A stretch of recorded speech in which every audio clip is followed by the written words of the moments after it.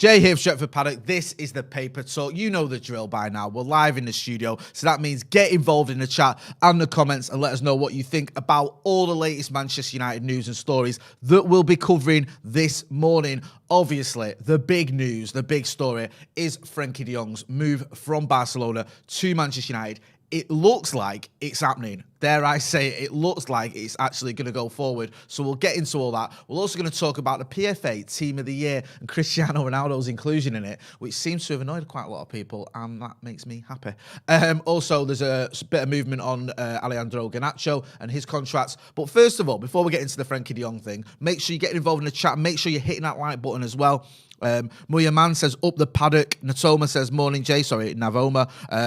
Santa Notch says it's ITJ. Yes, I did tweet yesterday that I've heard we were in for Frenkie de Jong, so, you know, stick with me. I want to talk quickly about Darwin Nunes, and I mean quickly before we move on, because there was some reports yesterday that Erik ten Hag was trying to have a meeting with Darwin Nunes, his agent, and try and get that deal over the line. Joe and Baggers did a video on it and spoke about it because we were hearing a few reports. It didn't look likely. There's a new report out today. I think this is coming from Portugal, that Manchester United have made an £80 million or €80 million, proposal for Darwin Nunes in the recent hours, in inverted commas. I don't see this happening at all. I think this is literally just paper talk. It looks like he's set on going to Liverpool, or that Liverpool are in for him. I don't see United getting Frenkie de Jong and Darwin Nunes in the same 24 hours. I don't even think we've had any negotiations, or I don't even see that happening whatsoever. I'd be very, very surprised. In fact, I'd be stunned because it ain't happening. So the Darwin Nunes one, it looks like that's maybe his agent trying to get Liverpool to pay a bit more money by saying United are in for him. It looks like there's just a bit of sort of skullduggery going on there, but I have no sort of inclination or no belief whatsoever that United are even in for Darwin Nunes. Yes, he's a very talented striker, and yes, we've had reports in the past. But, you know, he's scored a lot of goals this season, and we know that sort of strikers who score loads of goals are in short supply. So you expect him to be linked with a team like United, who do need another striker. Cristiano Ronaldo's 37, but Darwin Nunes for £80 million or €80 million or whatever with add-ons, it ain't happening. Looks like he's got to Liverpool, and I think anyone saying United are trying to hijack that deal is just chatting breeze, basically. Right, let's get into the old Frenkie de Jong story, because we've had quite a few updates over the last sort of 24 hours. There's been some decent updates as well, which makes you think that this could be happening. Sam Piljo, who's been on this channel quite a few times, is going to be on it again soon. He did a tweet earlier saying United increasingly hopeful of signing de Jong. The biggest obstacle has been his own reluctance, but he's coming to accept Barca want to sell him. Being reunited with Ten Hag now has strong appeal. Laurie Whitwell, again, another friend of this channel, we've had him on a few times, he did a bit of a Q&A on The Athletic. Really good if you got a chance to go and have a look at that, where he was literally answering readers' letters. He was asked, naturally, about de Jong, and he said, this is a quote from The Athletic, he said, United's main focus so far has been de Jong, with sources saying the player has given private indication a move to Old Trafford appeals. Pausing the move, however, has been the fee, set around €80 million by Barcelona. Negotiations are underway, and a sudden conclusion would instantly wipe away the sense among supporters that procrastination still stalks the club. That could happen. We've spoke about it on this channel quite a few times, about this being sort of John Murtaugh, Richard Arnold era, if you want to call it that, in terms of transfers and negotiations and stuff. And I think this is vital for them to get this deal done quickly and properly. I think if this was to drag on all summer, and the worst case scenario, if it dragged on all summer and we didn't get Frenkie de Jong, if this was like Cesc Fabregas 2.0, do you remember first Cesc Fabregas in 2013? The summer there where David Moyes came in, Ed Woodward came in. The big sort of story was United were trying to get Fabregas from Barcelona. We spent all summer chasing him right up until the end of the transfer window almost. And then we ended up with Marouane Fellaini for more than Marouane Fellaini's buyout clause, despite the fact our manager had previously just managed him and knew that his buyout clause was a little bit less than what we ended up paying. I mean, it was ridiculous.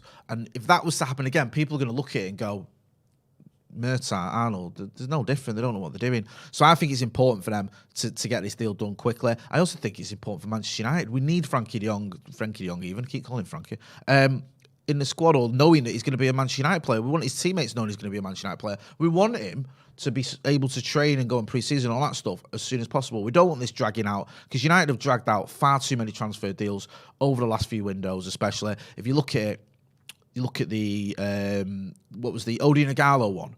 Apparently he was knocking on doors, wasn't he, about 11:30 at night on transfer deadline day, or 10:30 at night, trying to get the deal done. Edinson Cavani, a free agent. We didn't even get him in time so he could play against Newcastle. We waited and waited until he had to then quarantine because of COVID and the rules, and he couldn't even play in the Newcastle game. I mean, we've always sort of left it last minute and dragged it out. The one deal we got sort of done quickly recently was Donny van der Beek. That one happened quickly, and I think that might have been more to do with Edwin van der Sar making that happen rather than anything on the Manchester United side. So it's imperative that I think we get this deal done. And there's so many reports now. The reports, the momentum seems to be building towards this idea, this twofold idea. One, that Barcelona are ready to accept the bid that Manchester United are making because they need the money. They're resigned to losing him. And also, I think they're okay with losing him. That is the sort of big crux of the argument. It's not necessarily that he's not a good player. It's not even that he's had a stinker at Barca. He hasn't. If he had, I don't think we'd be in for him. He's done okay. I think they've just got other targets and they need to sell to buy. And there's also this other facet to this transfer story, and that's the fact that De Jong is open to the idea of coming to United. As Sam Pilger said, as others said, as Laurie said, you look at it and you go, he knows Erik ten Hag. He understands that Barcelona aren't exactly moving heaven and earth to keep him, which if you're a player, you've gone to Barcelona, all this expectation, all that, you're sort of one of the main men there, and all of a sudden the club and Xavi or ever are going, you know what, it's not the end of the world if you go. If you want to go, you can go.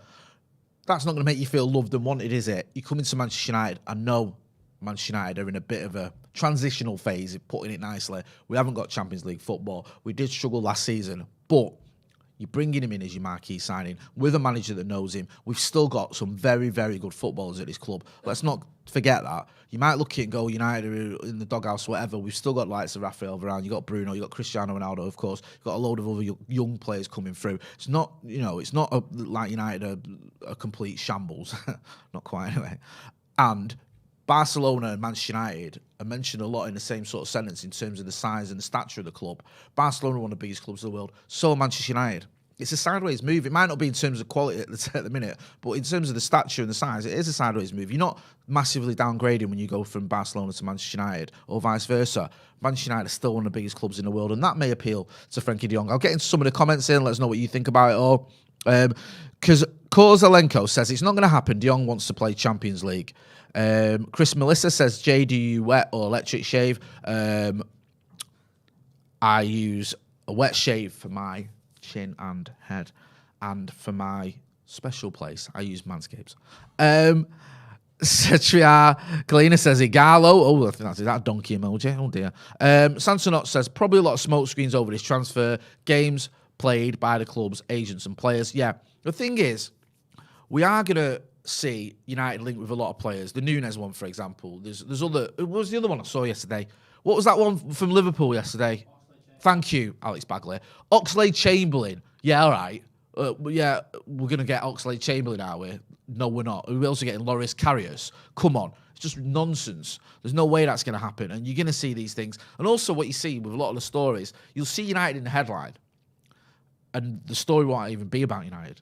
It'll say, United target, and it'll be some player that was linked with us 10 years ago or something who's going to Spurs or something like that, and you'll go, what's this got to do with United? It's because, journalists have admitted it. You put Manchester United in the headline, you get more clicks. So you're going to see it. And also, there is the fact that United are buying players this transfer window. So that adds to it as well. We know we're going to buy players because we've got to. And Anatar says, Jay, who do you think will be our first signings? Sorry, Ross Murphy said it's not a donkey, Jay, it's a goat. That was about Igalo. Apologies there. It was a goat emoji. Sorry, Anatar. Who do I think will be our first signing? It's looking like it's going to be Frenkie de Jong, if it's going to be anyone. This is the one that's got the most movement. I don't think the club do multiple deals at once. I don't think we've ever done that, or certainly not since Sir Alex Ferguson retired. So I think we'll get this deal done, and then we'll move on to someone else. I hope that we can get this deal done quickly.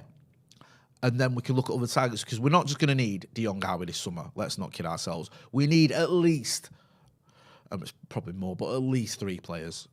Ideally, you'd want to see sort of 5 or 6 coming in, but I don't think that's going to happen. So I think that, this one would be the first one.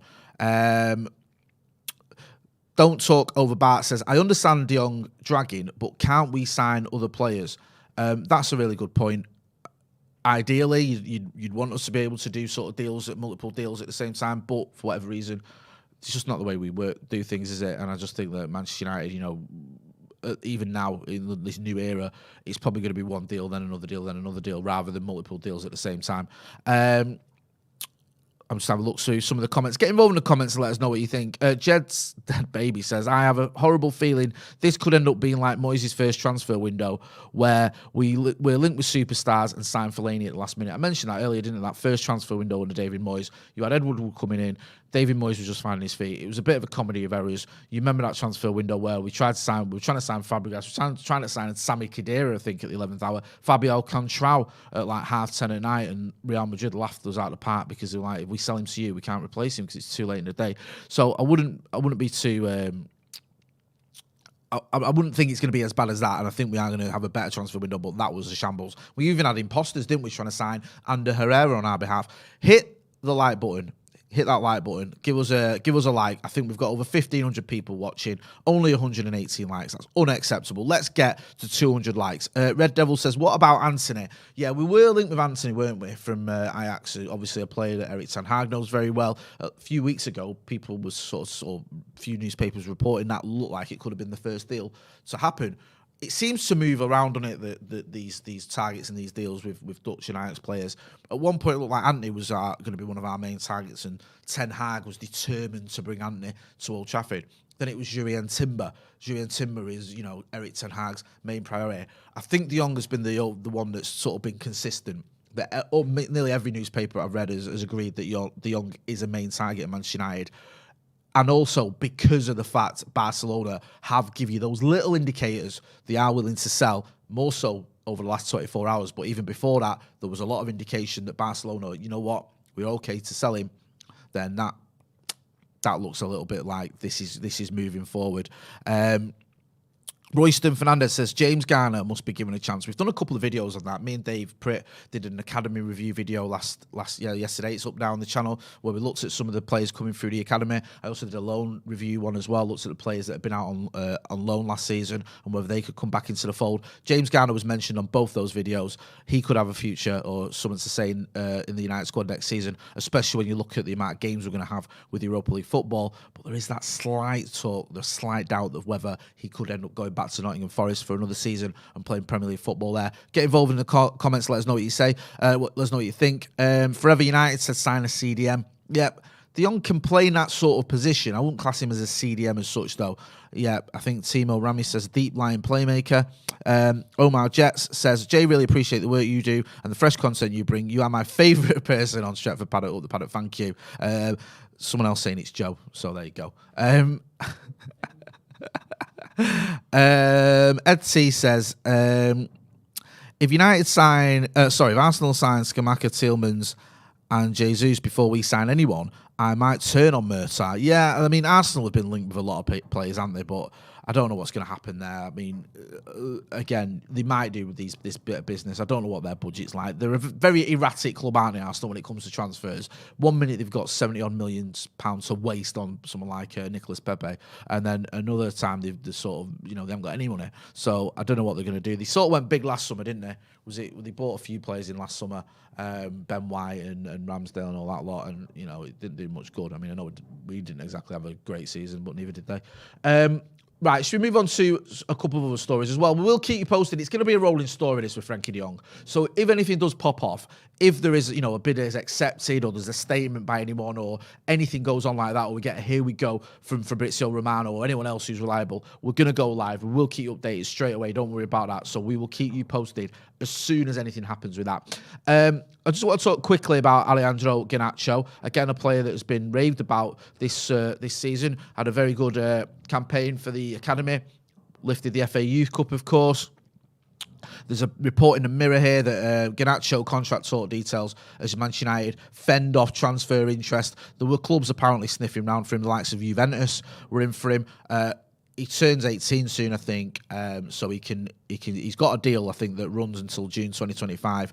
But there's talk of him getting a new deal on top of that. So I think United are looking to sort of nail him down. Looks like he's one of the bright sparks of that team, doesn't he? That sort of academy team. There's a few in there, isn't there? There's Charlie McNeil, there's him, there's Kobe Mainu, there's a few others, but he's one of the ones that's been sort of earmarked for a bright future. The fact as well, slightly different with Garnacho because he came in, didn't he? Was it Atletico he came from?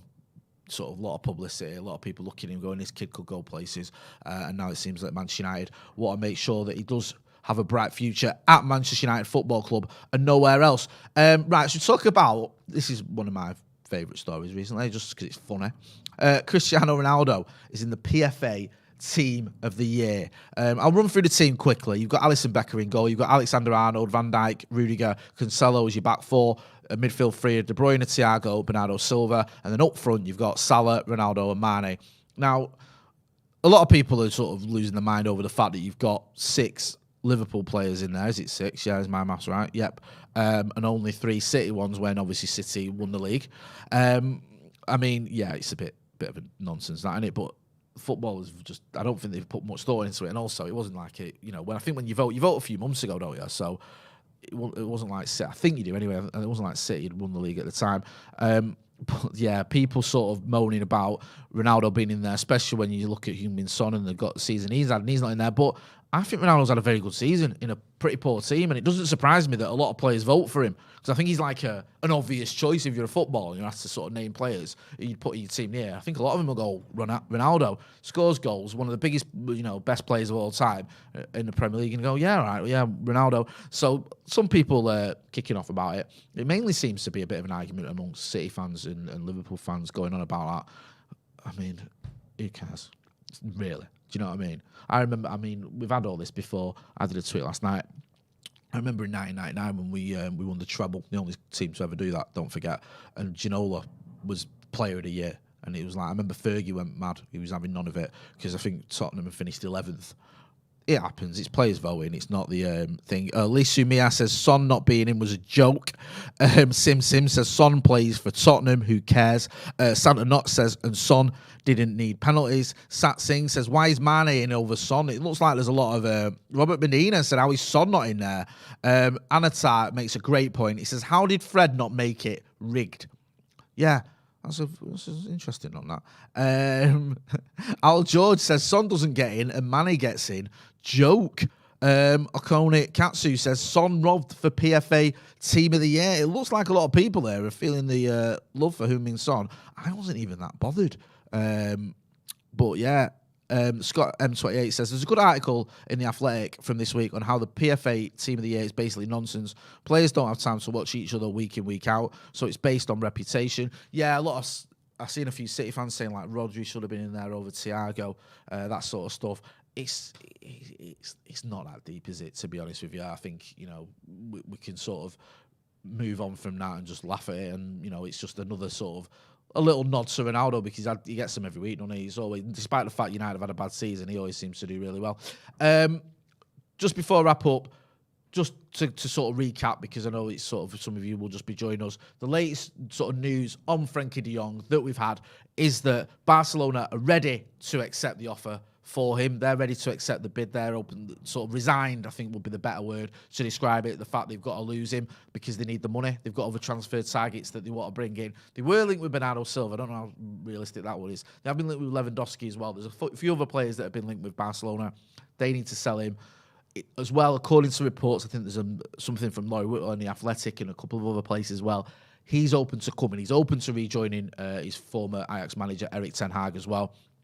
So we look like we're in a place now where this deal is about to happen. It's moving forward. We're not quite there yet. It's not a here we go. It's not a done deal. But Barcelona are ready to accept.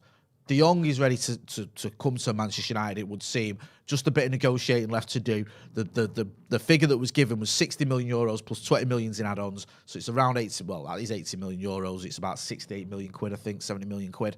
It might be staggered slightly where it's 50 million up front and a little bit further down the line. But we'll wait and see on all those details as and when they come in. Thanks everyone who got involved in the chat. Thanks to everyone.